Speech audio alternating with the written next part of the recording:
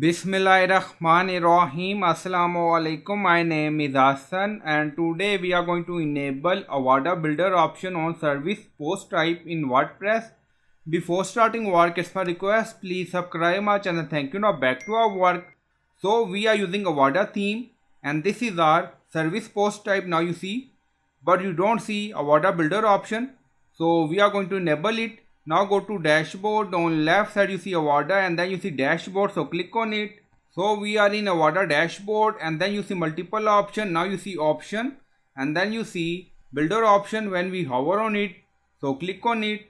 So we are in Avada builder option. Now you see multiple option and then you see post type. Now you see services, so enable this option and then click on save changes, so click on it, save option. Now settings saved. Go to service page and refresh the page. So this is our service post type. Now you see Avada default editor. So in this way you can enable Avada builder option on service custom post type. So I hope you like this video. Please like, comment, share, subscribe. Thank you for watching.